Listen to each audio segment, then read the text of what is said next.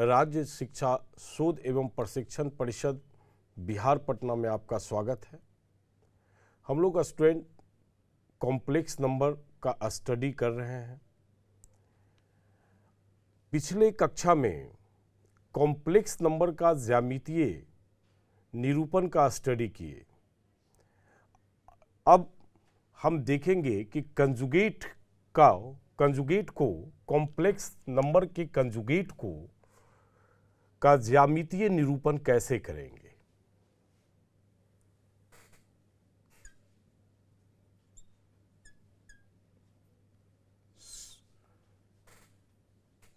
का ज्यामितीय निरूपण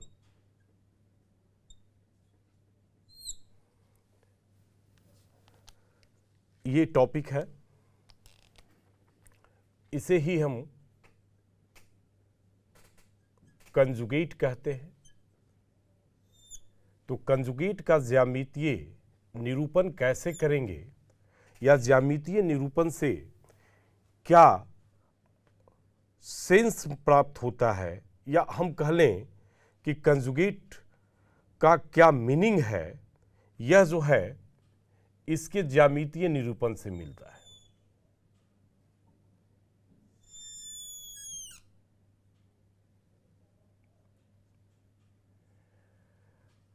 अब सबसे पहले एक कॉम्प्लेक्स नंबर लेते हैं।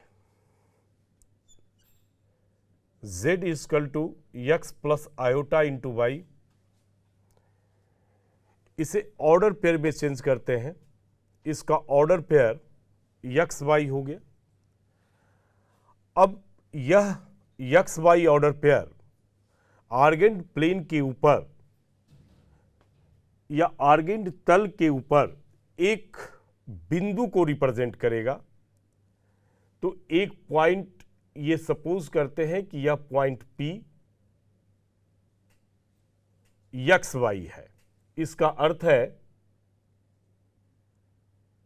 ये x और ये y है। ये इमेजिनरी एक्सिस है और x हमारा रियल एक्सिस है। रियल एक्सिस और y हमारा इमेजिनरी एक्सिस है।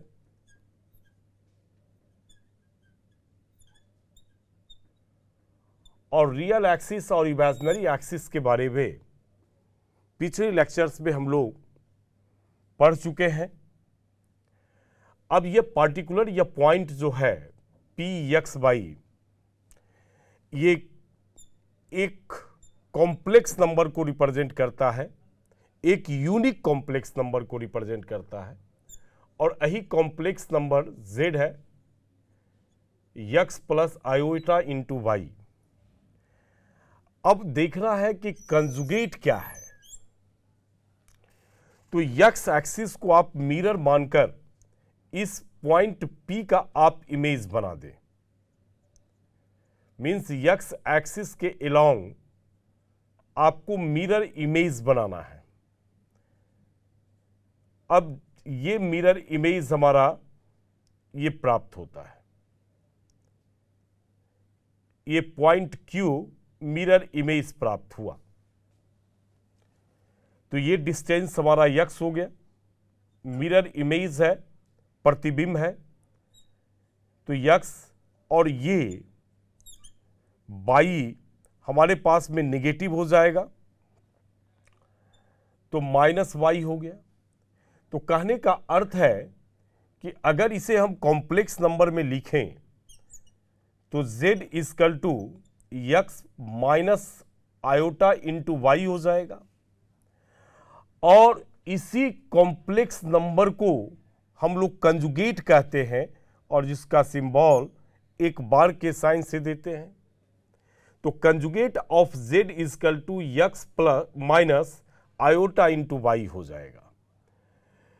तो हम कह सकते हैं कि कंजुगेट x एक्सिस के अलोंग क्या है, तो मिरर इमेज है, एक प्रतिबिंब है। तो ये फाइनली हम इसे कह सकते हैं कि ये मिरर इमेज है,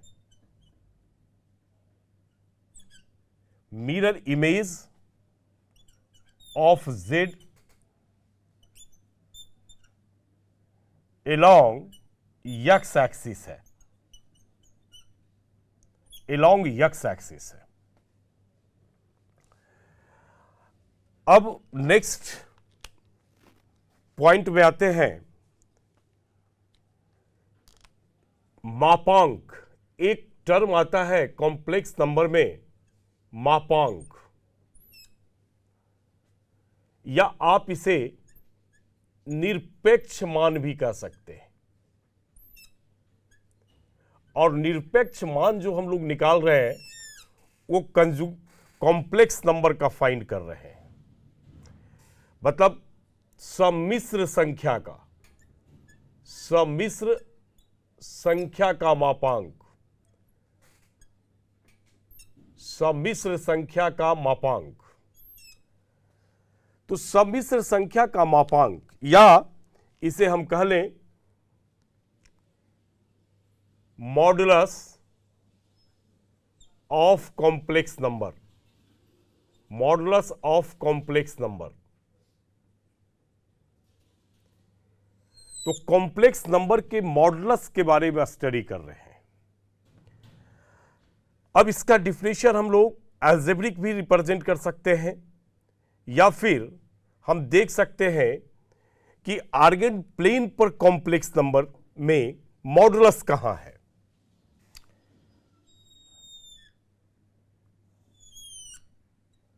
फिर एक complex number z equal to x plus iota into y लेते हैं। ऑर्डर पेयर हमारे पास में एक्स वाई हो गया, और सपोज करते हैं कि यह पॉइंट एक्स वाई है, मतलब कि ये हमारा complex number z equal to x plus iota into y है। ये इसका मूल बिंदु है, मूल बिंदु ही 0 प्लस आप आयोटा इंटू 0 कह सकते हैं। ये भी एक कॉम्प्लेक्स नंबर है क्योंकि हम आर्गेंट प्लेन के ऊपर है। अब देखेंगे कि ऑरिजिन से इस पॉइंट की जो डिस्टेंस है, पॉइंट की जो दूरी है, उसी दूरी को हम लोग मॉडुलस ऑफ कॉम्प्लेक्स नंबर कहते हैं, या मापांक, सम्मिश्र संख्या का मापांक कहते हैं। तो मैथमेटिकली अगर इसका हम इसको निकालेंगे, ये ध्यान रखना है, ओपी जो हमारे पास में है, माने distance between origin two point P या कॉम्प्लेक्स नंबर z, तो ओपी ही हमारा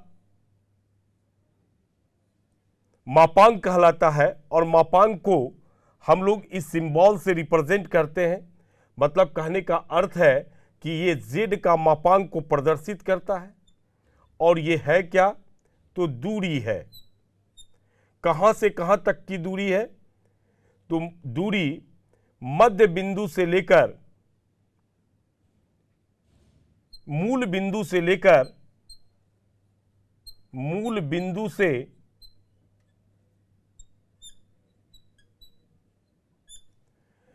z के द्वारा निरूपित की गई बिंदु तक, मूल बिंदु से z के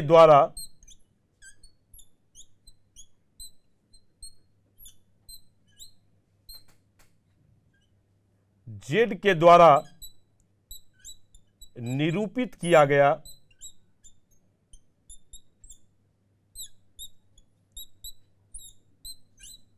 बिंदु तक की दूरी,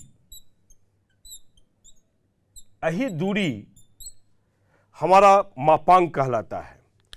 अगर मैथमेटिक्स में जाएं और इस पॉइंट P से परपेंडिकुलर ड्रॉ करें एक्स एक्सिस के ऊपर, तब ये डिस्टेंस हमारा x हो जाएगा, और इसका नाम यल कर देते हैं, तो OL इक्वल टू x और PL इक्वल टू हमारे पास में y हो जाएगा। अब इस ट्रायंगल से अगर पाइथागोरस लगा दे, हम ट्रायंगल PLO की बात कर रहे हैं, इन ट्रायंगल PLO, और पाइथागोरस अप्लाई करें तो हमारे पास में रिजल्ट मिलता है OP square equal to OL square और plus PL square. OL square हमारे पास में x है, OL इक्वल टू x है, तो इसे हम x स्क्वायर और PL की वैल्यूज y है, y स्क्वायर लिख सकते हैं। तो फाइनली हमारे पास में जो OP हो गया वो स्क्वायर रूट हो गया x square plus y square. ये OP ही हमारे पास में मापांक है, मतलब हम इसे ये कह सकते हैं कि फाइनली मॉड z जो है, माने कॉम्प्लेक्स नंबर z का जो मापांक है वो मापांक स्क्वायर रूट होगा x square plus y square.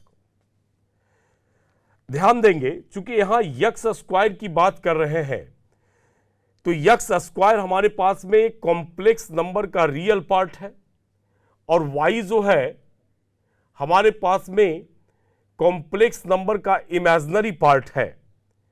इसलिए बहुत सारे किताबों में आप देखेंगे इसके डिफिनेशन के लिए, तो मॉड z माने कॉम्प्लेक्स नंबर का मापांक इक्वल टू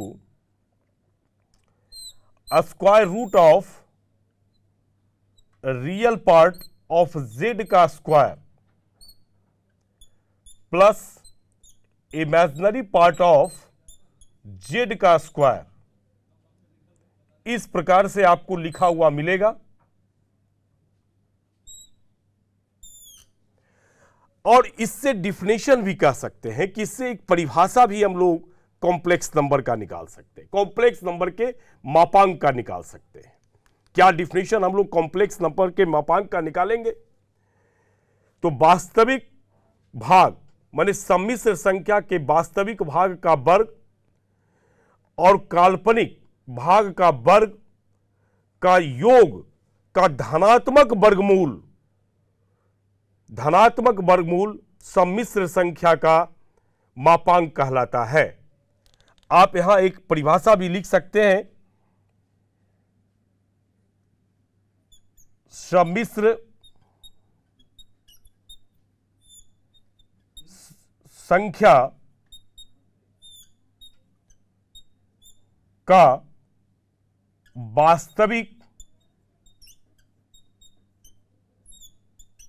भाग का वर्ग तथा काल्पनिक भाग का वर्ग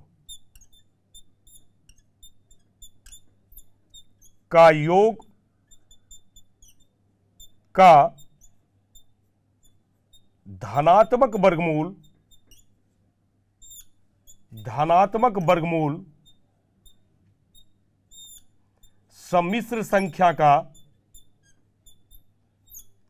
सम्मिश्र संख्या का मापांक कहलाता है। ये फाइनली मापांक का एक हमारे पास में डिफिनेशन परिभाषा हमारे पास में निकल कर आता है, और ये डिफिनेशन हम इस कैलकुलेशन के द्वारा निकालते हैं।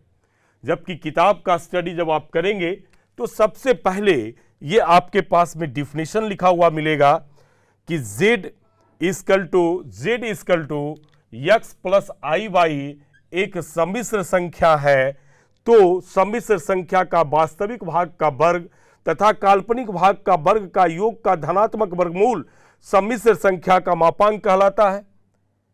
यह डिफिनेशन ऑलरेडी पहले मिलेगा और तब आप इस डिफिनेशन के हिसाब से आप इसे लिख सकते हैं, ये पार्ट आपका लिखा हुआ मिलेगा।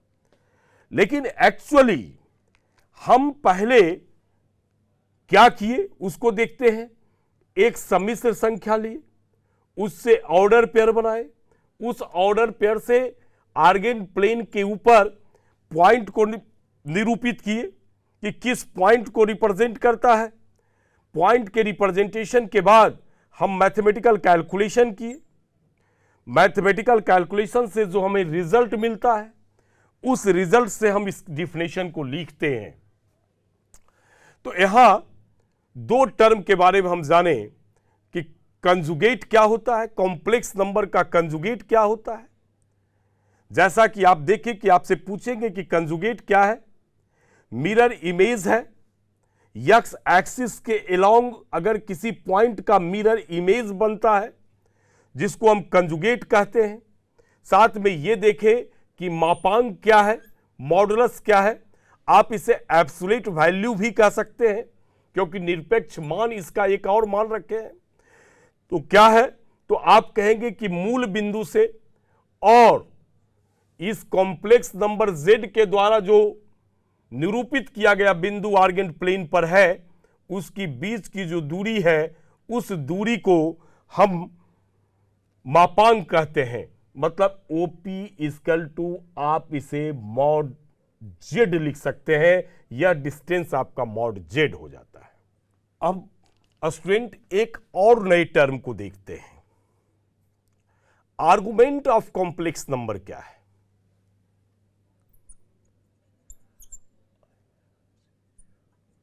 आर्गुमेंट ऑफ कॉम्प्लेक्स नंबर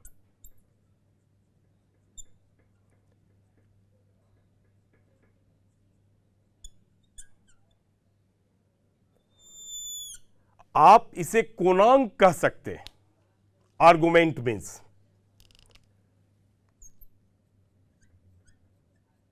सम्मिश्र संख्या का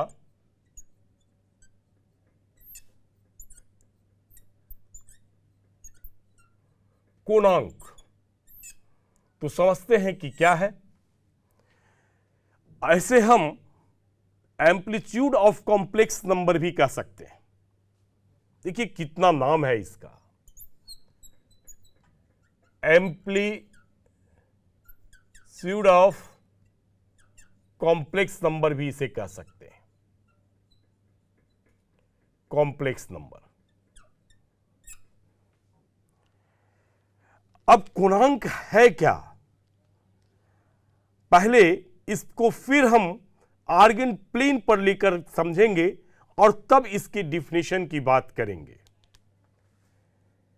z equal to x plus iota into y एक सम्मिश्र संख्या है। इसे ऑर्डर पेयर में चेंज करते हैं। इसका ऑर्डर पेयर हमारे पास में एक्स वाई हो गया।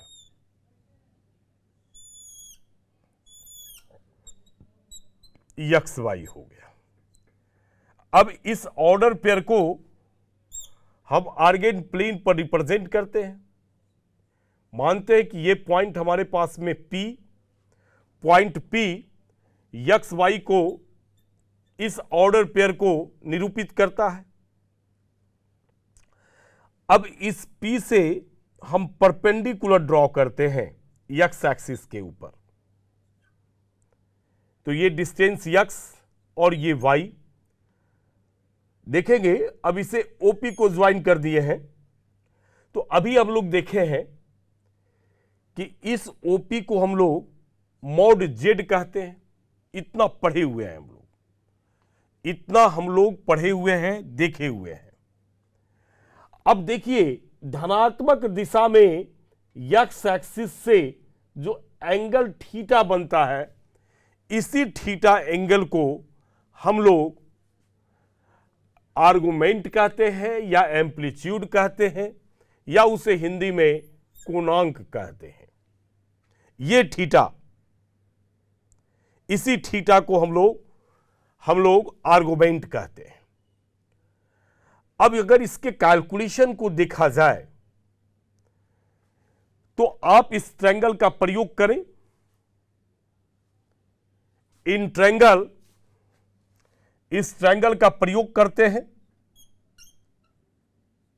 इन ट्रायंगल पीएलओ से क्या क्या फाइंड होता है? एक हम निकालते हैं इससे कॉस थीटा का वैल्यूज। तो कॉस थीटा इक्वल टू, ये सामने परपेंडिकुलर हो गया पीएल और बेस हो गया ओएल और डिवाइडेड बाई हमारे पास में हो गया इसका हाइपोटेनस ओपी। तो finally OL equal to x हो गया और OP equal to mod z हो गया। अब इस मॉड जेड को हम लोग लिख सकते हैं स्क्वायर रूट हो जाएगा x square plus Y square. ये वैल्यू फाइंड हुआ। एक और भी वैल्यूज फाइंड कर सकते हैं हम यहां, साइन थीटा इक्वल टू, तो इसके सामने थीटा के सामने ये पीएल हमारे पास में परपेंडिकुलर हुआ और डिवाइडेड बाई ओपी हो गया। पीएल वाई है और डिवाइडेड बाई मॉड जेड, तो वाई बटे स्क्वायर रूट हो गया x square plus Y square. अब ये दो डाटा हमारे पास में निकल कर आता है, cos theta equal to X Y root under X square plus Y square और sine theta equal to Y बटे root under X square plus Y square.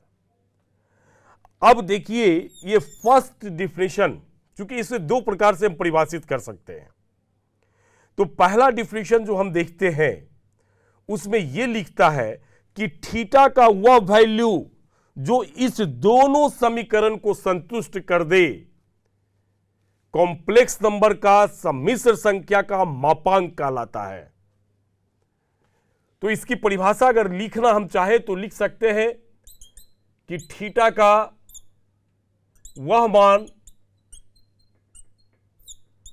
जो समीकरण, कौन कौन सा समीकरण आया, cos theta equal to X Y root under X square plus Y square तथा sine theta equal to Y बटे root under X square plus Y square को संतुष्ट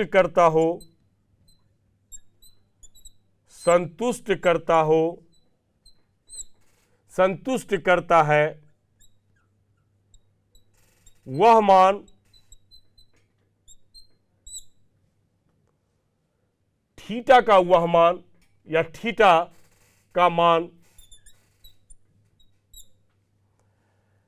सम्मिश्र संख्या का कोणांक कहलाता है। सम्मिश्र संख्या का कोणांक कहलाता है। यही कोणांक हो गया, यही एम्पलीट्यूड है, यही हमारे पास में क्या है तो आर्गुमेंट है। आप इसे सिंबॉलिक अगर लिखना चाहते हैं, सिंबॉलिक, तो हम इसे आर्गुमेंट को A R G of Z लिख सकते हैं। यही आर्गुमेंट है थीटा। या एम्पलीट्यूड को अगर शॉर्ट में लिखते हैं A M P of Z equal to theta. हम इस प्रकार से इसका सिंबॉलिक रिप्रेजेंटेशन करते हैं, argument of Z equal to theta या amplitude of Z equal to theta. अब ध्यान देंगे, बहुत इंपॉर्टेंट तथ्य है, जब आप थीटा का मान निकालेंगे तब यह थीटा का मान यूनिक नहीं होगा।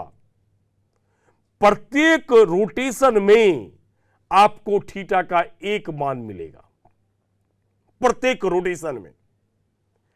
कहने का अर्थ है कि जैसे अब एग्जाम्पल लेते हैं कि ये सपोज करते हैं कि मेरा कॉम्प्लेक्स नंबर ये है,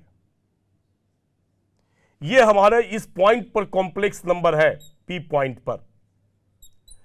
अब इसके आर्गुमेंट की बात कर रहे हैं, ये ऑरिजिन से इसे ज्वाइन करते हैं, ये वैल्यू फर्स्ट रोटेशन में थीटा, ये थीटा एक्स एक्सिस से आपको धनात्मक दिशा में जानी है बात एंगल को, तो धनात्मक दिशा में जाने का अर्थ है कि आप एंटी क्लॉकवाइज जा रहे हैं, आप एंटी क्लॉकवाइज डायरेक्शन में जाएंगे। कहां तक जाएंगे? तो ये जो ओपी देख रहे हैं, जो लाइन देख रहे हैं ओपी का, उस लाइन तक आप पहुंचेंगे।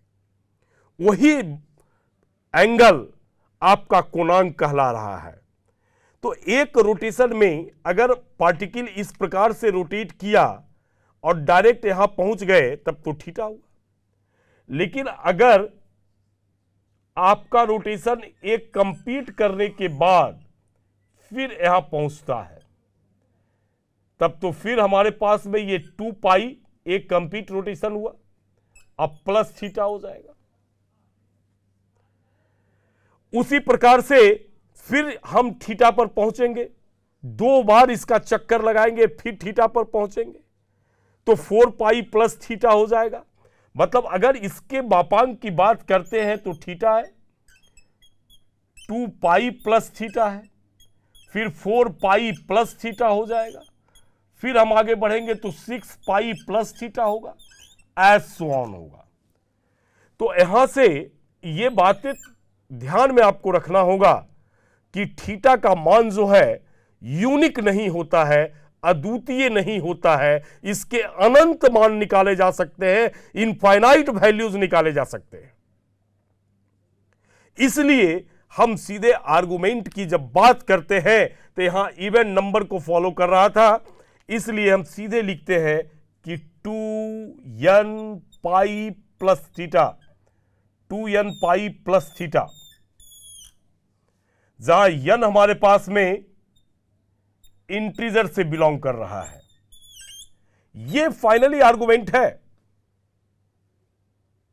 परंतु एक बात को ध्यान रखना है कि हम जो सेलेक्ट करते हैं जनरली हम कह रहे हैं, जनरली जो हम सेलेक्ट करते हैं वो फर्स्ट रोटेशन में करते हैं।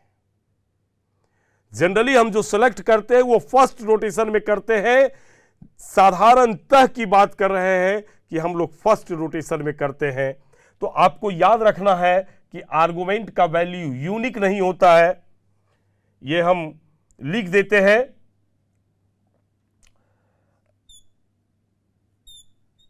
आर्गुमेंट थीटा का मान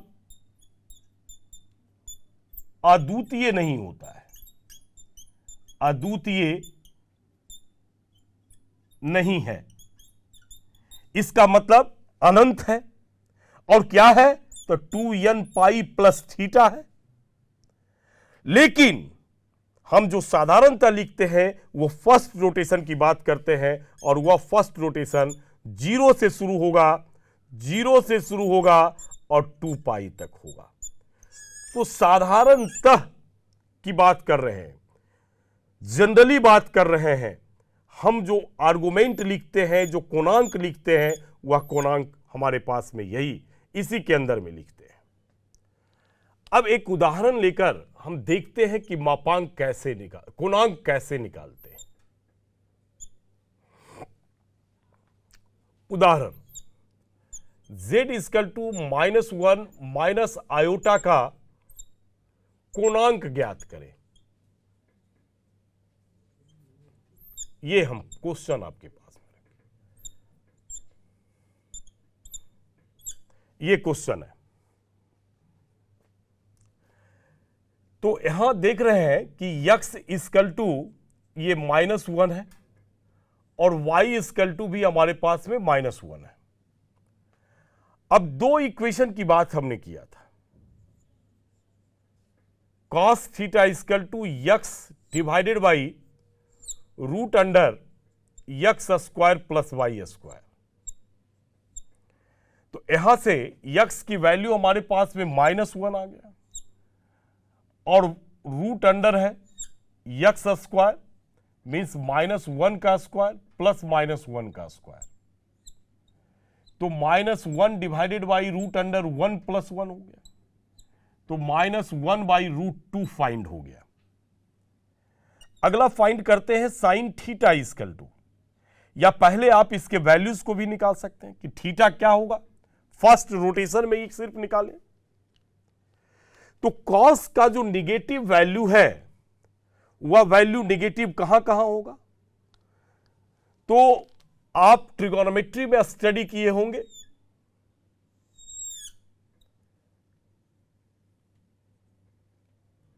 इसमें जितने भी ट्रिगोनोमेट्रिकल रेशियो है सभी का वैल्यूज पॉजिटिव होता है। शॉर्ट में लिख देते हैं all trigonometrical ratios are positive. ये फर्स्ट क्वाड्रेंट की बात कर रहे हैं। सेकंड में साइन और कॉसेक पॉजिटिव होता है और रेस्ट आर निगेटिव। जबकि थर्ड में जाएंगे तो टैन कॉट पॉजिटिव होता है, rest are negative and rest are negative. यहां भी लिख देते हैं एंड रेस्ट आर निगेटिव, और यहां कॉस थीटा और सेक थीटा पॉजिटिव होता है। फोर्थ में are positive and rest are negative. तो कॉस थीटा का वैल्यू -1/2 है, -1/2। इसका मतलब कि कॉस थीटा हमारा सेकेंड क्वाड्रेंट में लाइज कर रहा है, निगेटिव है, तो सेकेंड क्वाड्रेंट में निगेटिव है और थर्ड क्वाड्रेंट में निगेटिव है। तो जो वैल्यू होगा वो सेकेंड क्वाड्रेंट में होगा और थर्ड क्वाड्रेंट में होगा।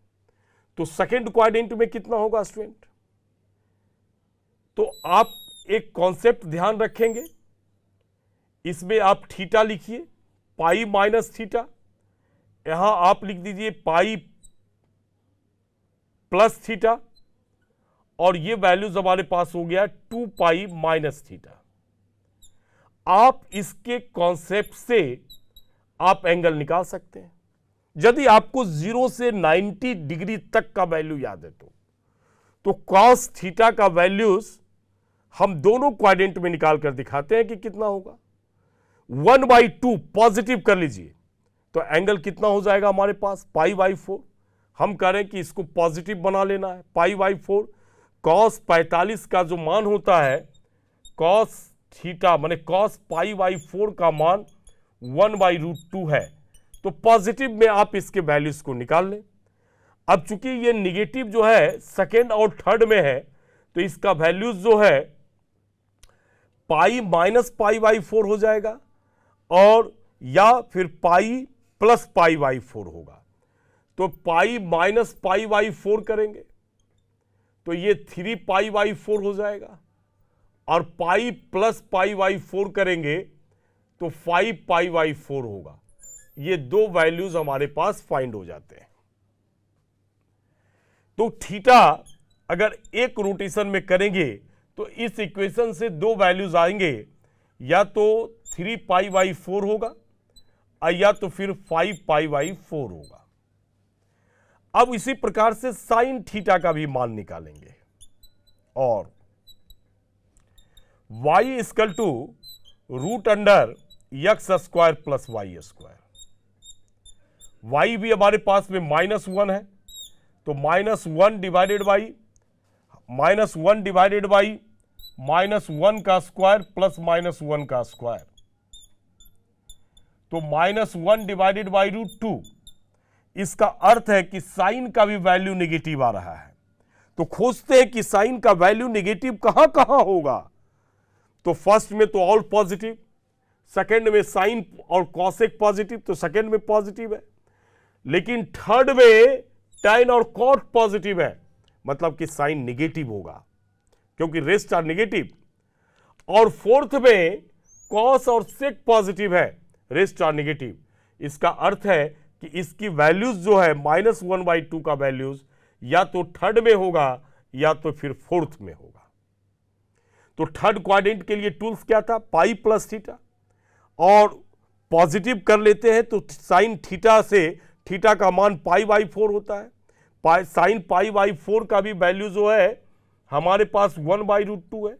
तो पॉजिटिव में आप 90 डिग्री के अंदर इसकी वैल्यूज को निकाल लें, बाकी रख दें। तो क्या क्या वैल्यू हो जाएगा, पाई प्लस π/4 हो जाएगा, और यहां 2π माइनस π/4 हो गया।